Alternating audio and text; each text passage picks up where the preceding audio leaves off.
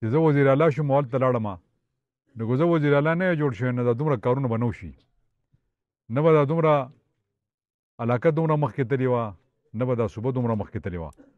خو الله تعالی ستاسو په وساطت او ستاسو په ووټ باندې زه یو مقام ته ورسولم او ما خدای یقین وکړه 24 घंटे کې ستاسو سوچ کړی دی دې قوم ما سوچ کړی ما حرام بالله کو د خپل ذات سوچ کړی که ما د خپل ذات سوچ کړی وی که نه نن به زه تاسو ته مخامخ کېدی نه شم خو ما د خپل ذات سوچ نه دی کړی ما همیشه د دې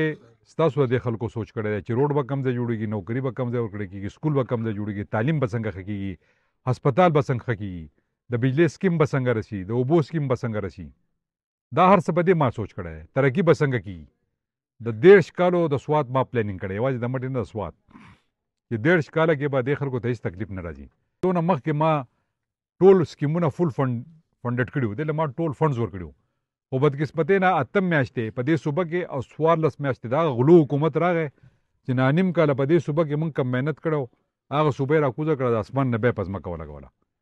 دې ظالمان صرف په نوکرو خرڅولو پسې په فنډونو خرڅولو پسې او دا د پاکستان تحریک انصاف یا د پارلیمنټریان سړی دی د هغه ځین هلته بدل کا او دی دلته راوله او هغه دلته راوله دې ظالمانو هغه کار کړی نو دا چې بیا راځي تاسو ته به څه وایي په څه به وایي دوله به شرم نه ورځي چې تاسو ته حاجي صاحب چې ووایي څنګه چې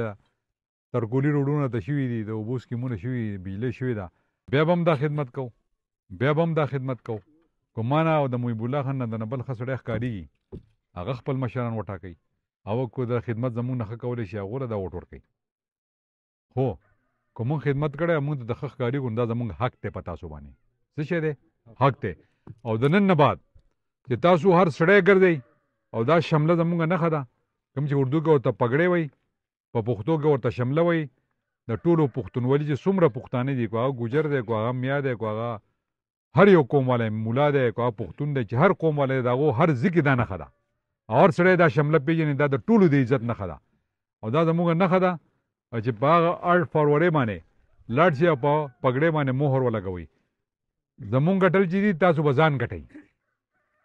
ځان به ګټئ ما محیب الله چې ګټئ نو ځان به ګټئ چې مونږ هم وګټلو نو بیا دا واړه واړه ټک پک کارونه پاتې بل سړی به راځي هغه به بیا وایي چې هغه ځینه شروع کوم مونږ ته خو په ګوتو یاد دي چې څه دي او څه نه دي